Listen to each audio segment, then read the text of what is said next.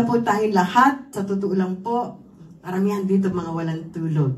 Pero pray, Lord. Anoint us, Lord. Yung message mo, Lord, please. Lahat kami ma-encourage, ma-empower kami, Lord God, please. Kasi napakahalaga po ng ating pagtitipon. Hindi kayo naparito dahil, ano po ba handa natin?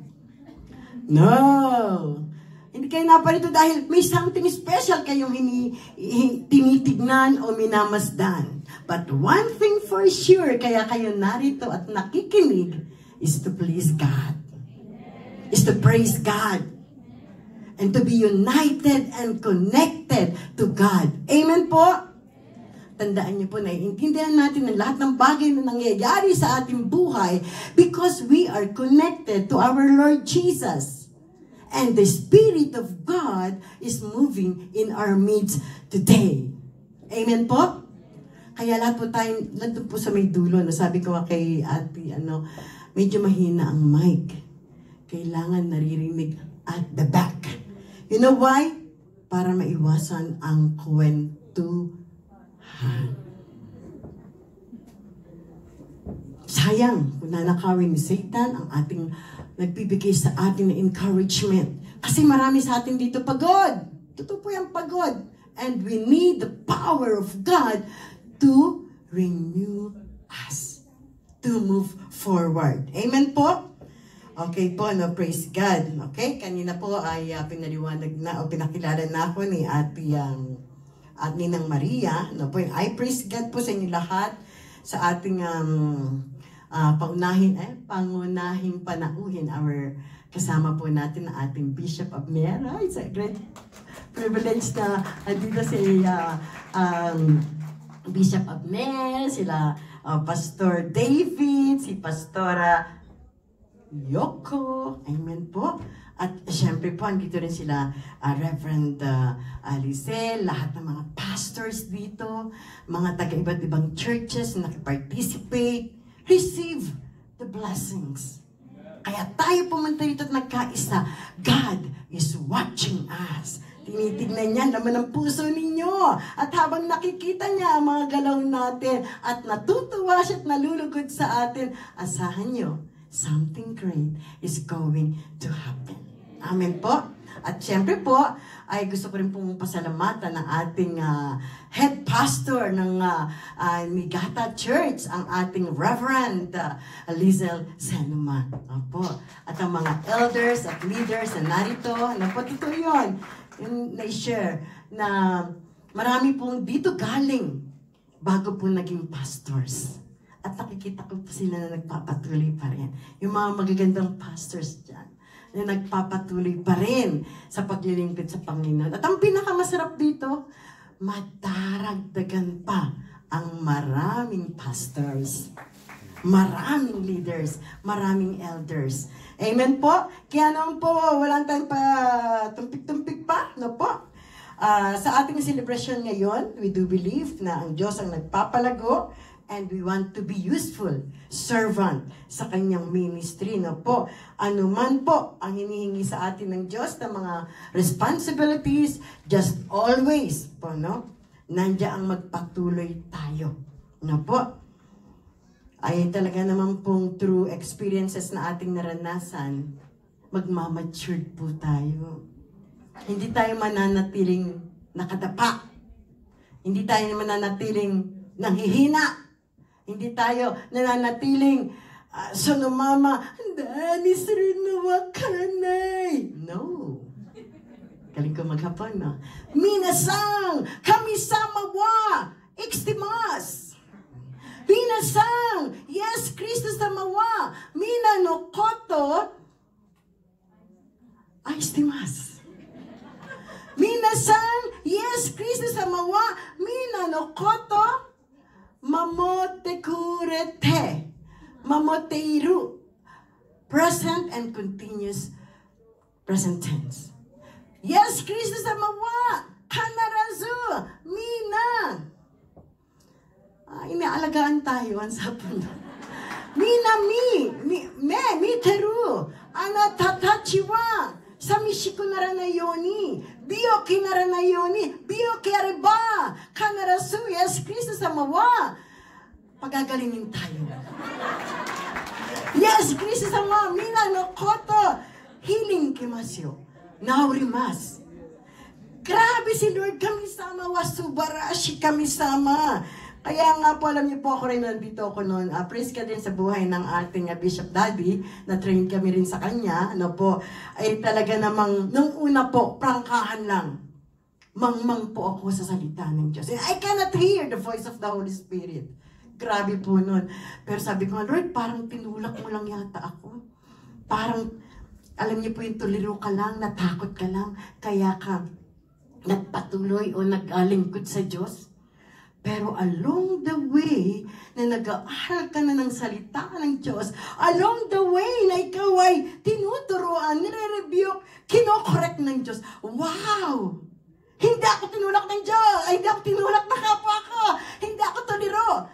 Tayong lahat pala ay talagang tinawag! Panapakan natin ang ating mga sarili! Tinawag tayo ng Diyos! Pinili tayo ng Diyos! Kasi hindi natin alam ang salita ng Diyos. Kaya parang, tinulak lang yata ako eh. Hindi ko alam ang gagawin. Kasi hindi ko alam kung nasan si Mateo. Nawawala si Lucas. Amen? Pero we do believe yung mga experiences na naranasan natin before. Tayo tayo, but then, nagpatuloy ka sa paglilingkod sa Diyos. Tandaan niyo po, ikaw mismo, ma-amaze ka. Oh, God is amazing God! Talaga ako pala'y pinili, tinawag at alipin ni Kristo.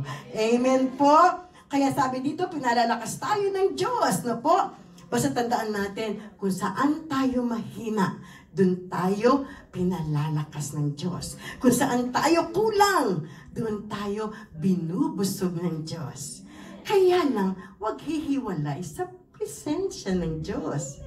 Amen? Kaya po ang ganda ng team natin talaga. Ito po, na so much impressed, love yung sinabi ni Lord sa team natin 2025. Hala! Walang nakakaalam. Oh, wow! Ang gagaling nila. Nakaka-bless. Nakasurat dito pala, kaya daw alam. Praise God. No po? Nakaka-bless yung team ngayon, 2025. Extraordinary.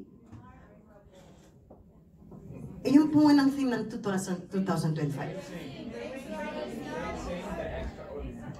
Ayun. Embracing the extraordinary power of God through the Holy Spirit.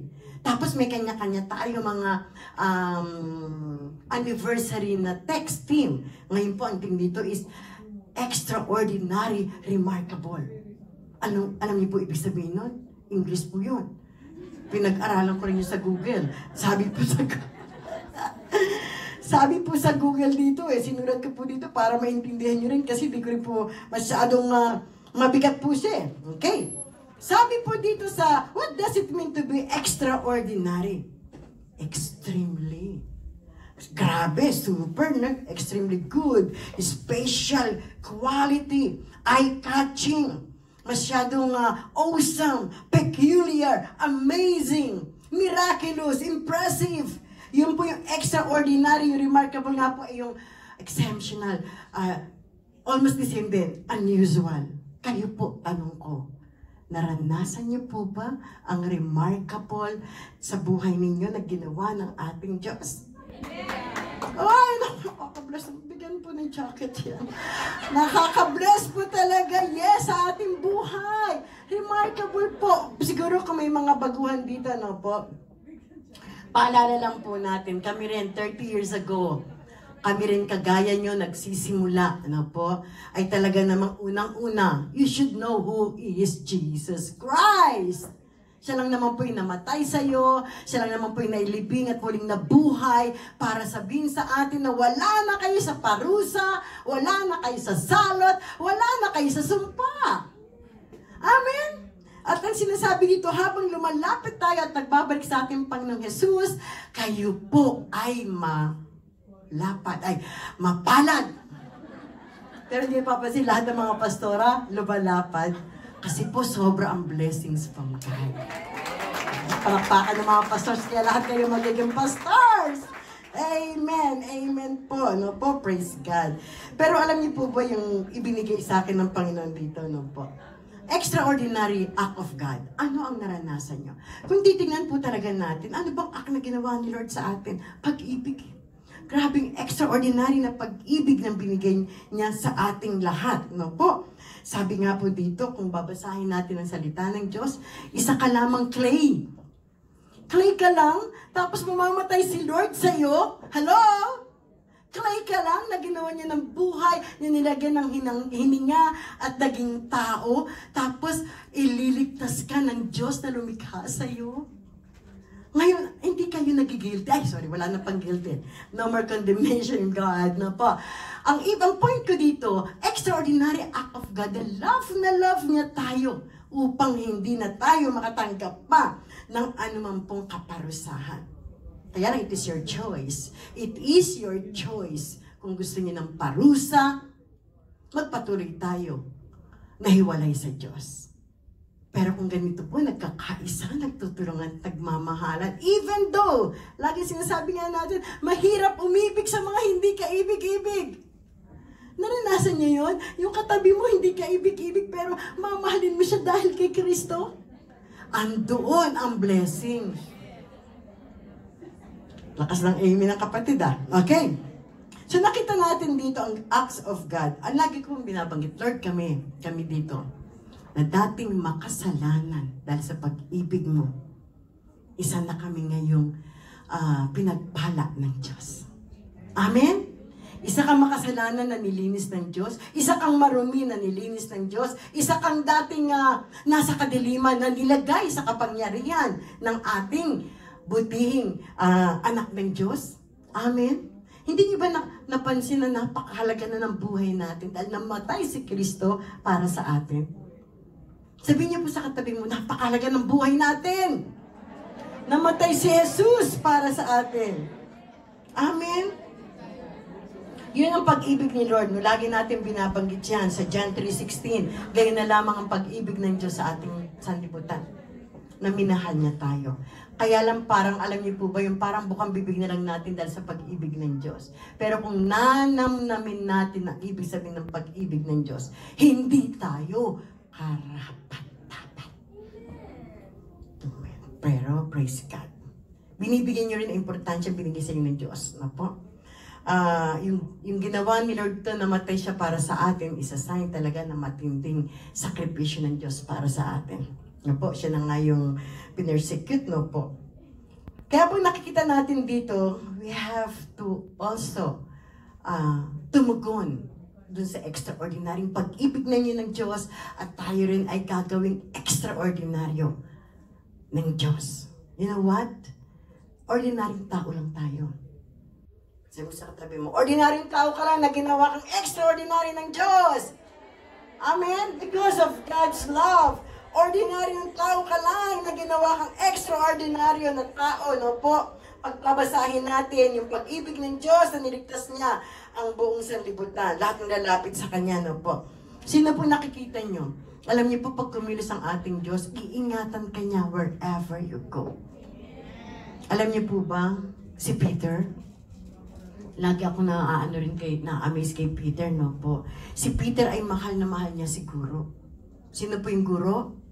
Ang Panginoong Hesukristo, po.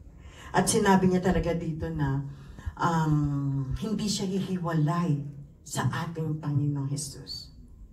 Pero humiwalay din siya, di po ba? Sa point na natakot siya. Na baka mangyari din sa kanya yung nangyari kay Jesus na may daladalang krus, na ang daming dugo, hindi man na makilala mukha niya dahil pinaglalati ko siya ng mga taong hindi alam ang katotohanan na para sa kanilang kaligtasan. Po, natakot siya kaya 3 beses sinabi sa kanya ni Jesus na ikakanulo mo akong 3 beses. Sa atin, oh, we love Jesus! Pero may time na nawawala tayo sa presensya ng Diyos. Amen po. Pero binibigay sa atin ng halimbawa si Peter. Sa ginawa niyang iyon, nagpatuloy siya dahil naramdaman niya. Nakakatuwa nga sila. Nandun sila, naranasan nila yung nangyari kay Jesus. Mata, nakita nila, na-experience sila. Pati ang lahat ng himalang ginawa ng Diyos. Kaya nung nagkataon na siya'y nadaya ng kaaway, pero nagpatuloy po ba siya mawala sa Diyos? Hindi. Siya po ay lalong umiyak sa ginawa niya at siya po ay gumawa ng paraan upang yung pagbukas ng kanyang mga, itong literal na mata ay yung spiritual eyes niya. Nagpatuloy siya hanggang kamatayan sa paglilingkod sa Diyos. That's the act of God's love na na-impart kay Peter. Sa lahat ng mga alagad po, nagkaroon talaga sa akin itong kay si Peter. At talaga nung kasama nila si Lord, di ba? Naalala niyo po yun? Binigyan din siya ng kapangyarihan. Sabi ni Lord, pag nasa niyo ng Holy Spirit, makakagawa kayo ng himala. Makakagawa kayo ng mga bagay galing sa extraordinaryo na kilos ng ating Diyos. Ano po yung natatanda niyo kay Peter? Sino po yung naglakad sa dagat? Oy, ang galing ha. Talagang nag-aaral sila. Praise God. Si Peter po yung naglakad. No po sabi ni Jesus, sige, punta muna kayo doon at susunod na ako. Sasabay ako sa inyo mamaya. Ngayon nakita nila na may lumalakad sa dagat. Akala nila, mumu. Akala nila multo. Tapos sabing ganun na nakilala ni Peter. Ay, si guru pala yan, si Rabbi. Sabi niya, Guru, gusto kong pumunta dyan. Parang tayo, Lord, gusto ko talagang makarating lang sa langit. Panandalian lang kami dito sa lupa. Darating din kami sa langit, Lord God. Hindi ka naman nakikita ng Sunday service. Hindi ka naman nagba-Bible study. Ay, ano po tayo? We should be connected to our Lord. Si Peter, hindi siya umalis. Kahit na may kahinaan siya, hindi siya umalis sa presensya ng Diyos. Kaya sinabi niya, Lord Jesus, gusto ko pong sumama sa iyo. Gusto ko rin pong maglakad sa dagat. Nakalakad po ba si Peter? Yes. Pero, nung nakalakad na siya dun sa dagat, may malakas na hangin. Parang sa atin, no? Ang daming problemang dumarating na wala na ang focus sa ating Panginoong Jesus. Kaya ang nangyari po, dahan-dahan siya lumubog. Pag pumunta ka sa dagat at nagpahulog ka sa tubig, dahan-dahan ka bang lulubog? Hindi po, diretso ka na, wala na, hindi ka na nakita, o nasan ka na? Doon ang panahon kay Lord, pinakita ni Lord yung kanyang kapangyarihan ng pag-ibig niya sa mga alagad niya na kayo ay aking gagamitin for God's glory. Dahil sa pagpapatuloy ni Peter, natuwa po ako talaga sa kanya. Hindi ba sinabi ni Lord, isa sa mga gifts may pagkakaloob sa inyo ay magpapagaling kayo ng mga may sakit. Sino dito may sakit? Wala tayo, wala sakit. Oh. Dineclare niyo na wala kaming sakit. Dahil sabi ni Jesus Christ sa kanyang dugo, sa kanyang mga hampas, pinalaya na kami. Amen? Ay, palakasan ng faith. Kung andito pa si Peter, pag naglalakad daw po siya, nakita niya maraming sakit. Naglalakad lang po siya. Paano niya po napagaling yung mga tao doon? Sa pamamagitan lang ng kanyang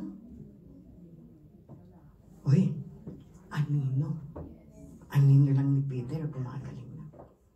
Sabihin, God's ways talaga is napakataas. Hindi natin malirip. Lalim na. Hindi natin maisip kung gaano makapangyarihan ang Diyos. Iba ang pananaw niya. Sino si Peter? Meron akong narinig dito. Ay, mangmang po ako. Paano po ako mag-share ng gospel? Ay, kung gagamitin ka ng Diyos, it doesn't matter. Kaya hindi ka marunong. Pero kung magpapasakop ka sa kapangyarihan at galaw ng Diyos, gagamitin ka ng Diyos. Si Peter po ba, graduate ng pilot? Ano po yan? Graduate ng medicine? Isa lang siyang mangingisda. At ang binigay sa kanyang kapangyarihan ng Diyos ay mangisda ka. Alam niyo po yung kwento niya namin? Ikwento ko po ng konti. Dahil sa kanyang pagsunod, napakahalaga po ng obedient heart. Nung sinabi niya, Guro, ibagsak mo yung lambat dyan. Sabi ni Peter, Guro, pati huhulog yung lambat. Ang tagal-tagal ko na po dito. Madaling araw pa lang ako. Nanguhuli na po ako ng isda. Wala akong makuha.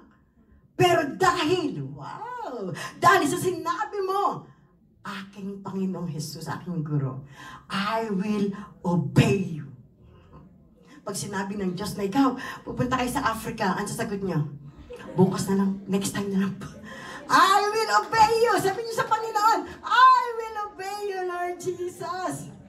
Kung hindi dadalhin lang kayo sa karatig lugar, dyan po sa Kameda, sa Niigata, I will obey you, Lord God. Dahil sa nag-obey siya, susipon ng obedient heart, siya po ay nakakuha ng maraming isda.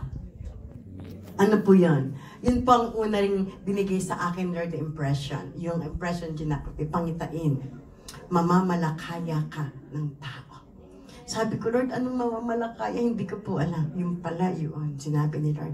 Lahat kayong narito, mamamalakaya kayo ng tao. Hindi lang sarili mo, hindi lang pamilya mo, pati kung saan, sa Jerusalem, sa Samaria, sa Judea, kung saan kagagamitin ng Diyos. Paggamit ka. Sayang yung buhay natin. Sayang yung talent, yung abilidad na pinagkaroon ni Lord sa iyo, ang kanyang pag-ibig para ikaw ay maggamit for God's glory. Amen po? Sino pa po doon? Si Pablo. Kung siya'y anino, kay Pablo po, may gumamit lang ng panyo, gumagaling na. Noon po, no? Pero nagpatuloy si Pablo. Sinasabi niya sa mga hentil, si Jesus Christ ang ating Messiah. Siya pong ating laging front. Si Lord Jesus ang nagbibigay sa atin ng kaligtasan. Hindi sa gawa ko, hindi sa gawa ninyo, kundi sa gawa ng Panginoong Jesus na namatay siya para sa iyo. Tapos, tayo pa nagmamalaki. Ay, alam ko na yun. Di ba, kuya? Alam ko na yan eh. Ako ay niligtasan ni Jesus. Mahal na mahal ko si Jesus. Kaya kahit sa bahay lang ako, okay na. No. You have to obey God. Hahayo ka. Po?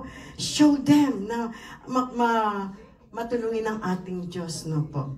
Kaya nga po tayo, nung nakaranas ng panghihina sa buhay natin at pinalakas tayo ng Diyos, we are channel of blessings to others. Kasi yung naranasan niya, naranasan natin. At yung mararanasan pa ng generation to generation, ano po bang generation ngayon? Generation po ngayon ng mga magaganda at pogi. Una po tayo, mga 50s, 60s, tayo po ay tinatawag na early bloomer. Tapos sumunod sa atin, mga millennial. Sino po mga millennial dito? Wow, mga alpha. Tapos yung ngayon pong bago na pinapanganak, ang tawag po sa kanila ay Gen Beta. Sabi ng kapatiran kaya hindi ko po makalimutan ng Gen Beta kasi po nanonood ako ng mga pelikulang Pilipino ng Betamax. Gen Beta daw po ngayon. Kaya po praise God, no po, anumang generation to generation tayo, nananatili tayong pinalalakas ng Diyos. Amen po?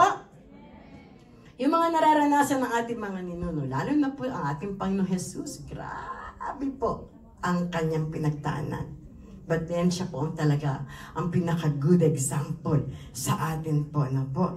Kaya naman yung pag-ibig ng Diyos na ating natanggap, yung extraordinary acts of love of God to us, tayo ay nagiging extraordinary believers!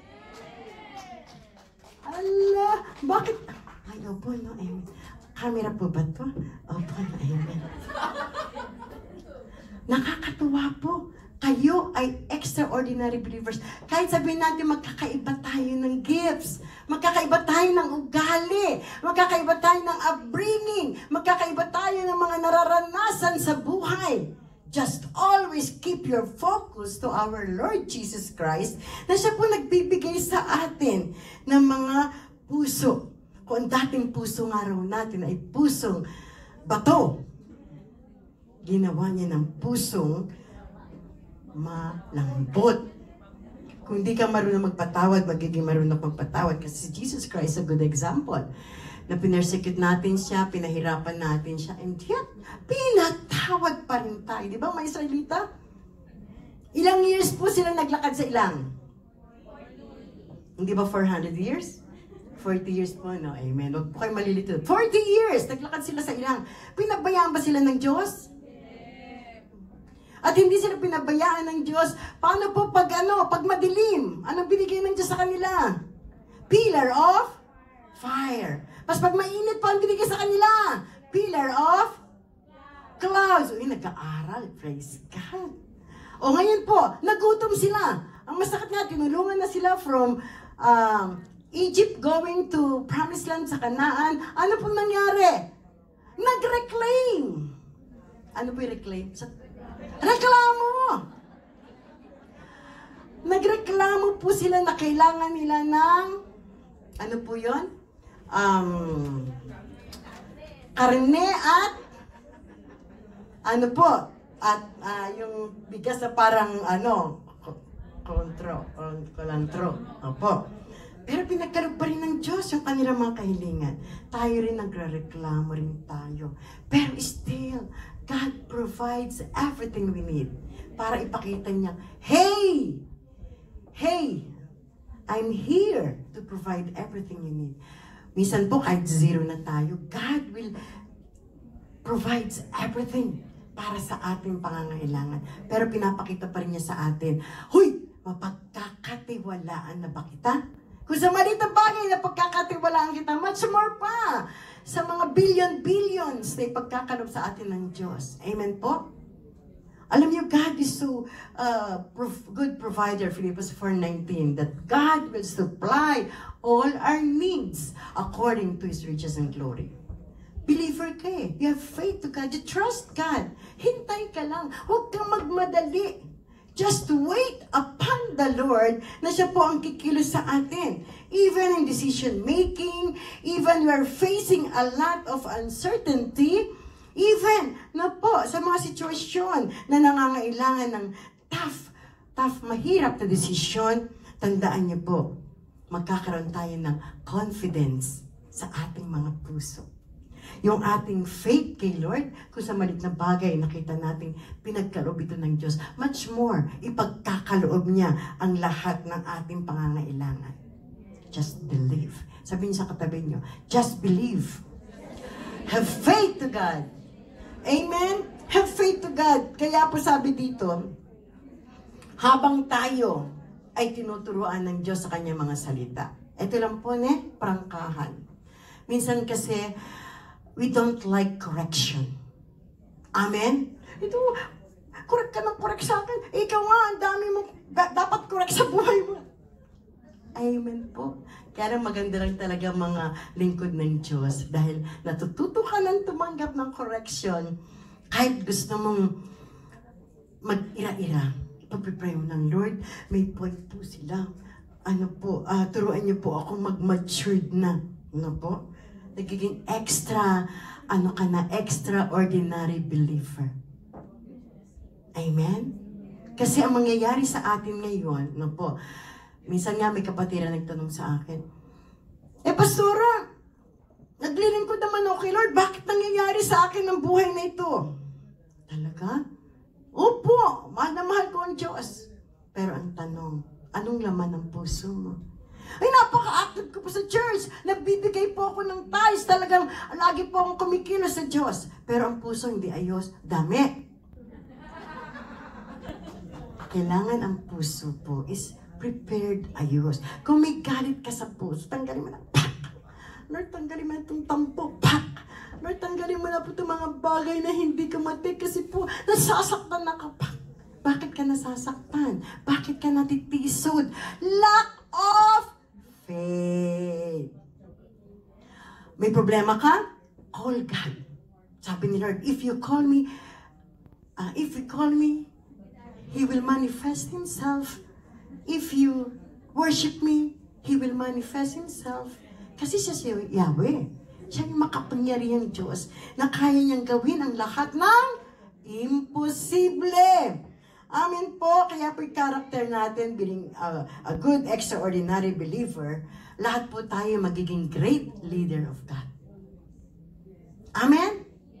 Why? Kasi po tumataas na ang level ng ating pananampalataya. Yung naranasan mong tayhen na koto, yung naranasan mong kinurek ka, yung naranasan mo na mga utos o mga pagpapahirap sa'yo, bahagi yon ng paglago mo as a Christian. Yun ang mga mature na kanggay. We have to think hindi po tama ginagawa niya. Just pray, pray, pray. At magugulat ka na lang, hoy! Grabe ang extraordinary God ko. Hindi mo namamalayan. Ikaw rin, binabago ng Diyos, pati yung arte mo, binabago ng Diyos. You know why? Because God wants us to be a good, great leaders. Are you willing na maging great leader ni Lord? Amen! No po. Always in God's kairos. Alam niyo ba yung kairos, every word? In God's perfect time.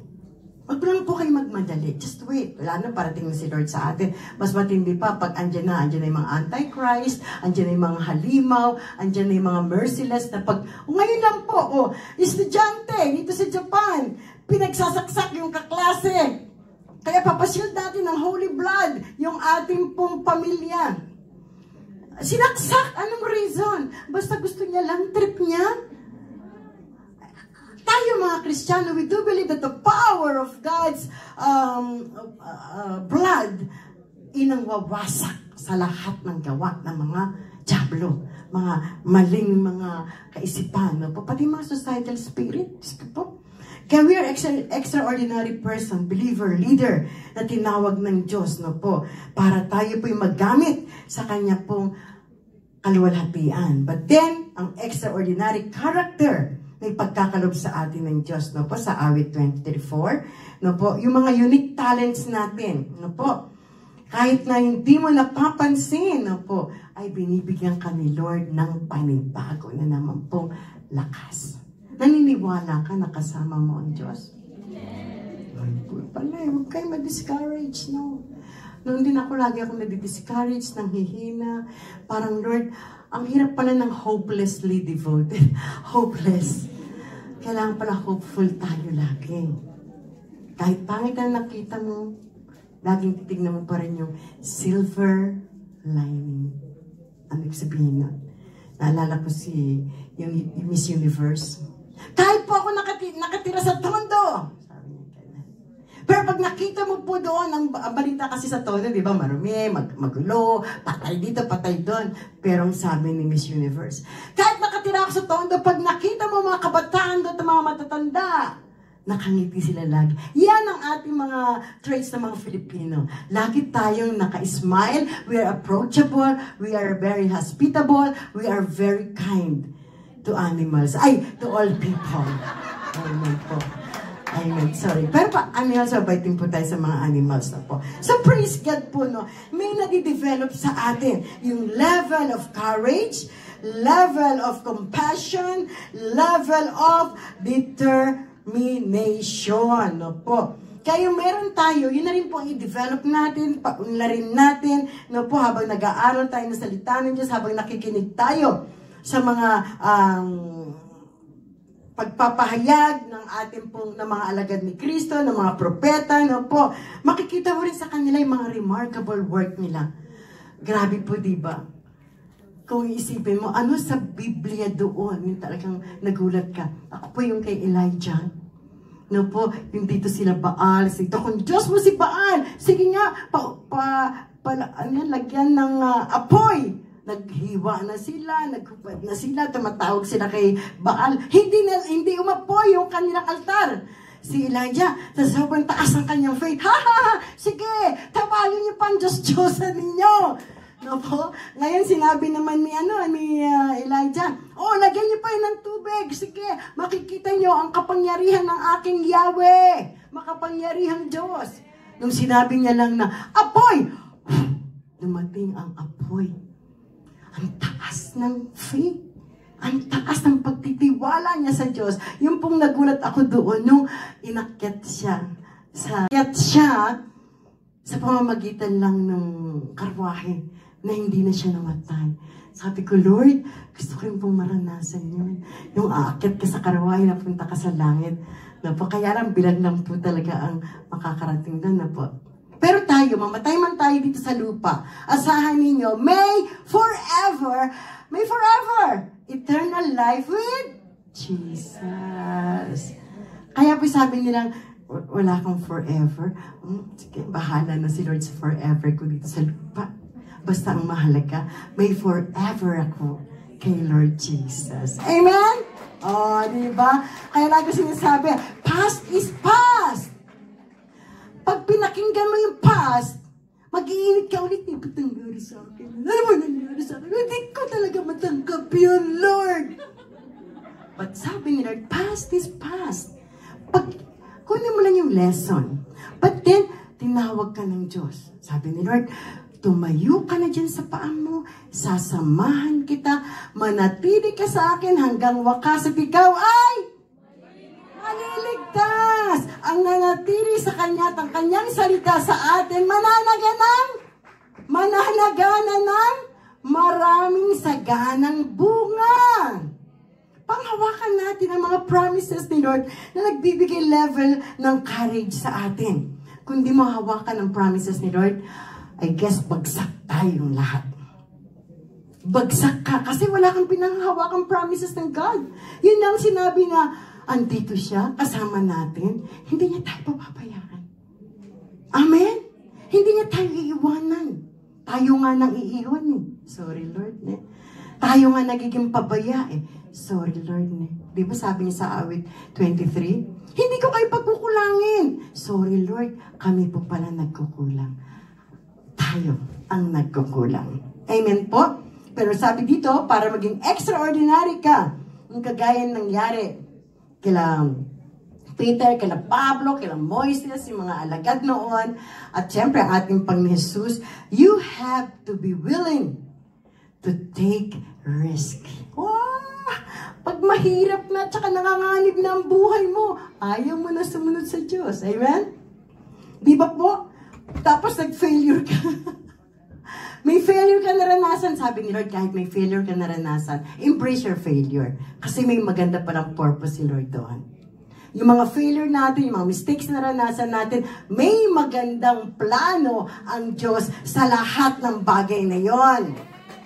Kaya embrace your failures. Okay lang po yun. Basta, you learn to overcome. Overcomer tayo. Ang dami nating stress. Ang dami nating anxiety. Meron pa nga akong na-encounter ng mga kapatid na talaga may mga depression. Pero pag lumapit sa Diyos, lahat daw na nakikita nila ay magaganda na. Why? Because yung kanilang isip at puso ay nakatingin kay Kristo. May bisita tayo. Dakara, kami sama wa, chanto, mina no koto mamarimas. Okay. Ate, Pastora, sabi mo sa akin kung time na po, ne? Okay, kasi po baka abutin ako bukas. Okay lang po ba kayo hanggang bukas nandito kayo? Kasi nag-iinit po ako eh. Nag-iinit po ako. Naku, praise ka. Nandito pa si Bishop. Bishop, okay, kaya pong bahala mamaya. Sige po, praise God, praise God. Express daily gratitude. Every day, magpasalamat tayo sa ating Diyos. Whatever the situation, sabi nga ni Lord, sa ups and downs, yung nasa matindi kang pagsubok, kasama mo ang Diyos. Nung umaangat ka at gumaganda ang buhay mo, kasama mo pa rin ang Diyos. Hallelujah. Pinapatupo na ako. Okay po, praise God. Kaya you have to love yourself na po. At dito po, sabi dito, embrace the present moment. I-nurture mo. Ibig sabihin ng i-nurture, kung ito po halaman, diligan mo. Word of God. Lagyan mo ng fertilizer. Putulin mo yung mga bagay na pangit sa iyo. Kung dati kang hindi maganda, palamura, palainom, o mga bagay na hindi maganda, putulin mo na. Na po. Rebuke in the name of Lord Jesus Christ. Na po. Kasi yung bahagi ng people, talagang marami dito. Marami po talaga tayong mararanasan ng mga positive, negative, pros, cons na po. Pero God will give us extraordinary energy. Yung good humor natin. Amen po. Kaya tayo sabihin sa inyong katabi, you are extraordinary believer. Tingnan po. Gamitin niyo po yung binigay sa inyo na maging fruitful kayo at magiging remarkable yung gagawin niyo. Kanani sa araw na ito, ano pong gagawin ninyo? Be sure na kayo po'y nakagawa ng mabuti. Amen po? Baka pag nakita kayo ng kapatid mo, unang titingin, nakasibangot na. Kailangan pag nakita kayo, nakangiti siya sa atin. Uy, yan yung yung wala akong bangko, pinaupo ako. Uy, yung nauuhaw ako, pinainom ako. Ayun yung kapitbahay namin yan na wala akong galunggong, binigyan ako ng peritong galunggong. Yung tipong maliliit na bagay na ginawa mo sa iyong kapwa, naka-remark yun sa utok.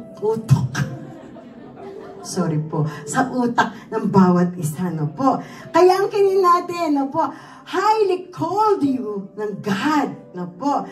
Kaya, be compassionate, be brave, believe in yourself. Sabihin sa katabi, maniwala ka kasi sa sarili mo. Kasama mo ang Diyos. Maniwala ka sa sarili mo. Kaya mo yan. Hindi ka pababayaan ng Diyos. Amen po. But sabi dito, you should be persevere. Matiisin ka, matiyagain ka. Gusto makaranas ng miracles in your life? Amen! Wow! Praise God! Praise God! Mamaya ng pag-uwi mo, may miracle na mangyayari sa atin. Woo! Glory to Jesus! Glory to Jesus! At dahil sa sumusunod ka sa Panginoong Diyos, ito po yung last ko, number 3.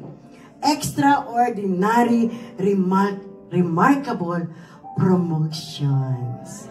God will promote us sa lahat ng ginagawa natin.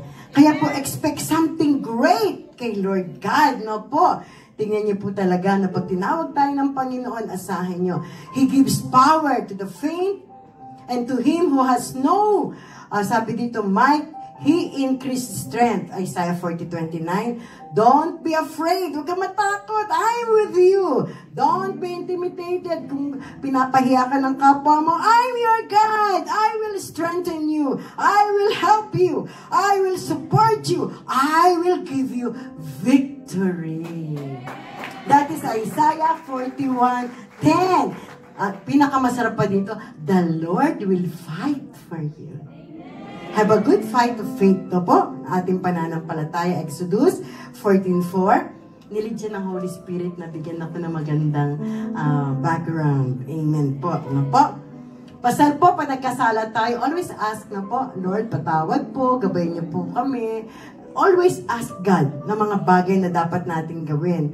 At ito po, na po, to promote, to get promotion from God, James chapter 4:10, humble ourselves to God.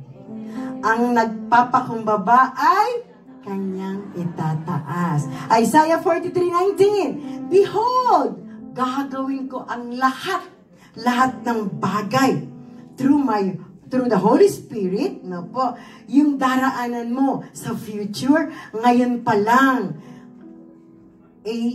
ibibigyan kita ng magandang pamamaraan. Amen po? Just commit yourself to God. Ang plano mo at ang plano ng Diyos, i-establish niya kung ito'y according to God's will. Amen po? Pag ito'y ayon sa kalooban ng Diyos, yung plano mo sa nais mo, di ba? God's plan is to prosper us. Gusto ka bang maghirap ng Diyos? No, prosper. Sabi ni Lord, hindi ka mapapahamak. Of course, God's plan is to prosper us, not to harm us, but to give us hope and wonderful future. Yun yun ang remarkable na strength, courage, fulfillment mo sa lahat na accomplishment mo. No po? But then, be strong. Pag nakita nyo na ang demonyo, hindi natin nakikita ang demonyo. Pero, pag alam mong kasalanan iyon, na po, sabi dito, rebuke mo in the name of our Lord Jesus Christ. In the presence of God, babagsak sila. No po? Because the Holy Spirit will accompany us with all His protection, security, safetyness, success, at excellency. Hindi ka mananatiling dyan lang. Ibig sabihin, lumilevel up na ang paglilingkod mo sa Diyos. Minsan nasasaktan ka, kaya mo nang ma-overcome. Minsan napapagod ka, hindi ka na nagre-reclaim. Wala nang ganong reklamo. Yes! I will do it, Lord God. No po? Dahil, totoo po, marami mga hardship tayong mararanasan. No po? Kaya nga sabi ni Lord sa ating topic, takbo ka man ng takbo, hindi ka mapapagod. Lakad ka man ng lakad, hindi ka manghihina. Dumaan ka man sa apoy, hindi ka malulunod. Ay, walang nakikinig.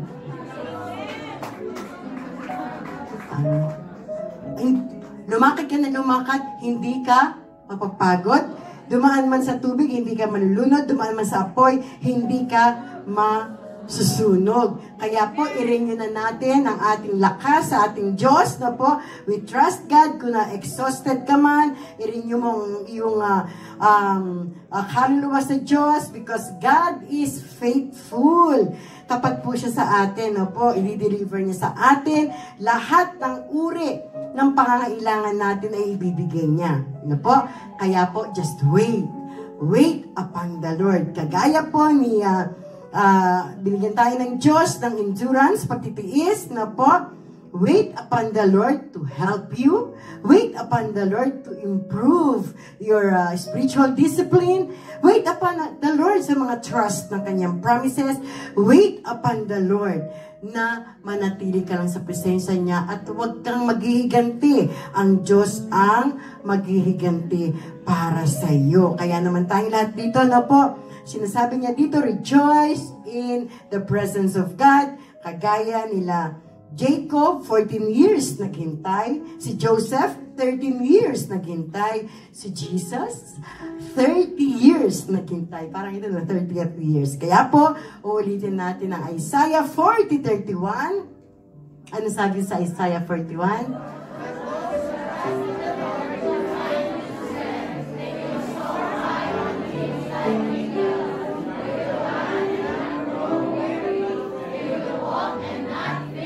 Amen! Gayahin natin ang kagaya ng agila. May sharp vision, may lakas na kagaya ng kabataan, kasi ang kabataan napapagod din, no? Bibigyan tayo ng lakas na kagaya ng agila to soar. Kahit may bagyo, kaya mo pa rin lumipad at kumilos because the strength of God is with us. Glory to Jesus! Hallelujah!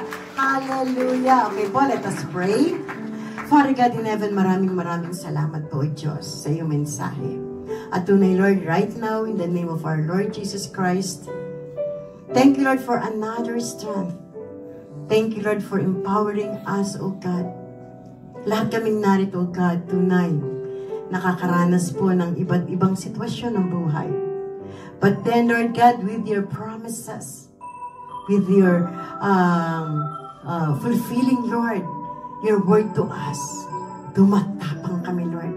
Lumalakas kami, Lord. At patuloy, Lord God, anuman kami saan mahina, may kasakitan man, o anong pong bahagi na aming buhay, Lord, you're always there to give us a renewed, another life with the Lord Jesus Christ. In Jesus' name. Everybody says, Amen. Palakpakan po natin ang ating Panginoong Diyos. Glory to God!